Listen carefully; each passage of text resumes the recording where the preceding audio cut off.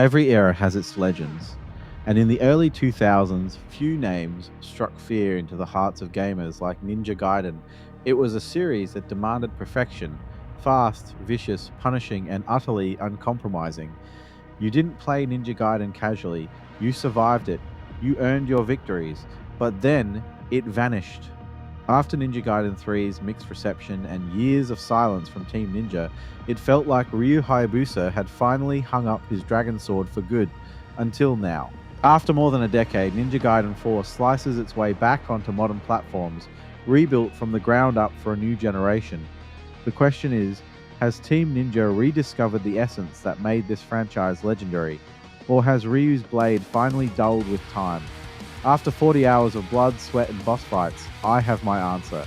This is Ninja Gaiden 4, and it's everything I wanted and feared it would be. Let's start where every Ninja Gaiden game truly lives and dies, in the combat.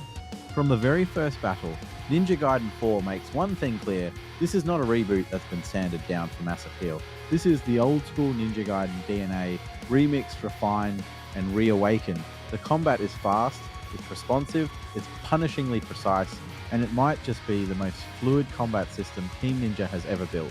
You have your standard attacks, your heavy finishes, your weapon swaps, your charge techniques, but the new stance switching mechanic changes everything. Ryu now has 3 stances: Dragon, Falcon, and Shadow, each with distinct movesets, dodge timings, and parry windows. Mastering when to switch between them mid-combo isn't just a flashy trick, it's survival. Dragon stance is your bread and butter, balanced, reliable. Falcon stance is lightning fast but leaves you wide open if you miss. Shadow stance channels key energy for massive bursts of damage but drains stamina rapidly. The first few hours feel overwhelming, but once it clicks, combat becomes this hypnotic dance of death.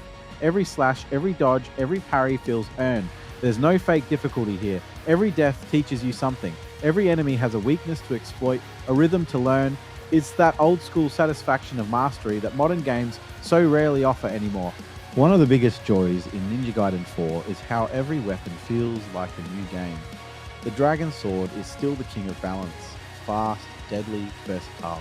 The Lunar Staff gives you incredible crowd control and mobility. The Falcon's talons turn you into a human blender, fast, acrobatic, and brutal. And the new Phantom Edge, a spectral dual blade that leaves after images of your attacks, might be one of the coolest weapons in any action game this year. Every weapon has its own skill tree, unlocked through essence points earned in combat. Instead of just flat stat boosts, upgrades unlock combo branches, elemental effects, and even new finishes.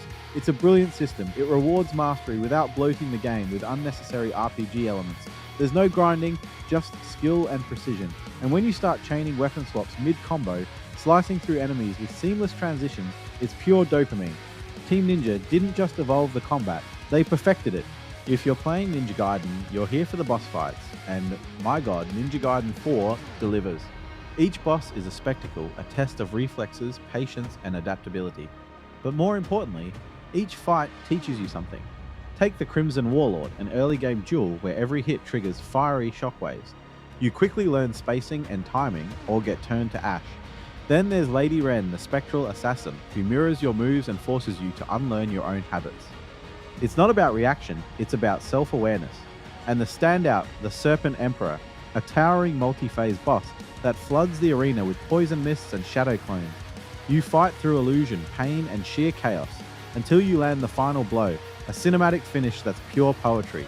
Each boss fight is handcrafted, multi-layered, and cinematic, but never in a way that sacrifices control. You are always in the driver's seat. When you win, it's because you earned it. It's the kind of satisfaction only a Ninja Gaiden game can deliver. That euphoric feeling when frustration gives way to triumph.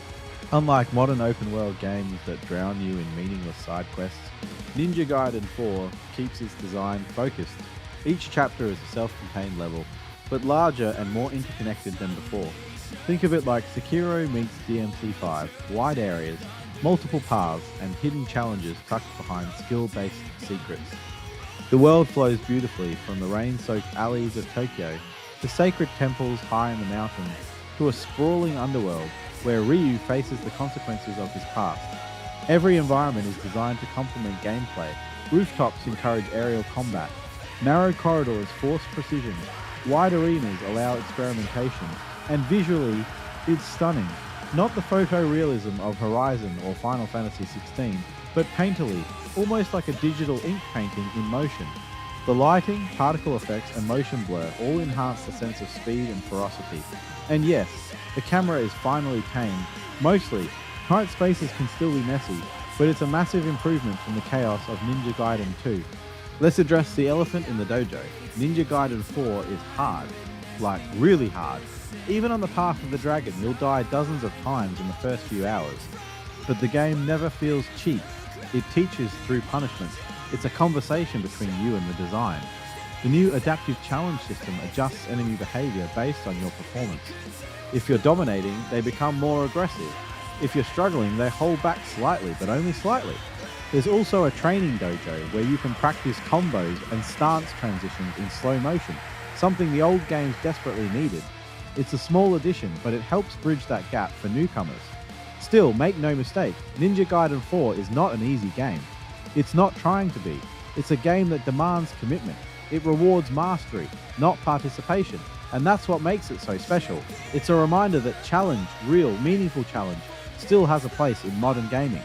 Story has never been the main draw of Ninja Gaiden, but Ninja Gaiden 4 takes a surprising step forward here. The plot picks up years after the events of Ninja Gaiden 3. Ryu is older, more haunted, and burdened by the weight of his clan's legacy.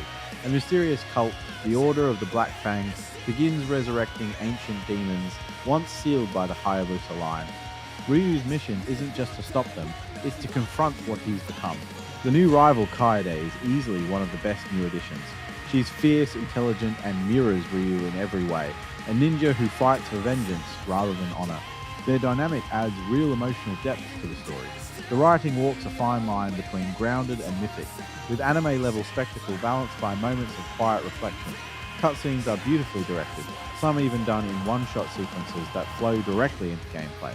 No, it's not high art, but for a series once known for thin plots, Ninja Gaiden 4 delivers genuine character moments, and that's something worth praising. The sound design is immaculate. Every weapon has a distinct sonic texture.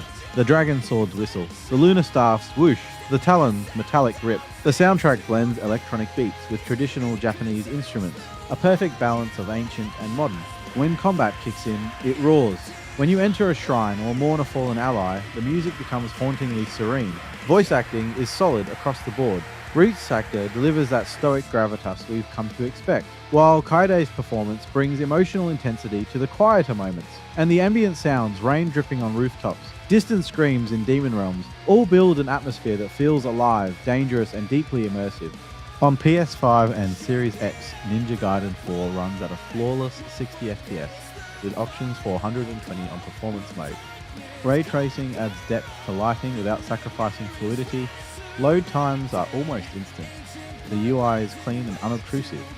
Even the menus feel like they were designed by people who respect your time. There are minor bugs, animation clipping, the occasional floating corpse, but nothing major.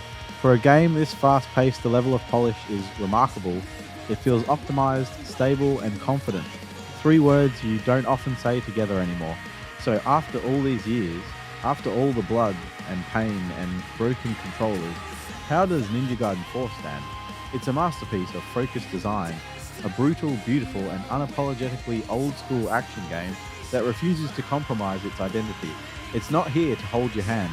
It's here to challenge you, to make you earn every victory. The combat is near perfect.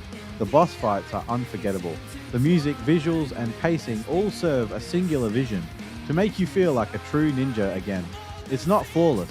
The camera can stumble, the story sometimes leans too anime, and the difficulty will scare some players away. But for those who embrace it, Ninja Gaiden 4 is an experience that borders on transcendent. I'm giving it a 9 out of 10. A legendary return that reclaims the throne of action gaming. Welcome back, Ryu Hayabusa. The world needed you. Thanks so much for watching. If you enjoyed this review, leave a like, subscribe for more in-depth gaming analysis, and tell me what's your favorite Ninja Gaiden memory. Until next time, stay sharp, stay focused, and never stop fighting.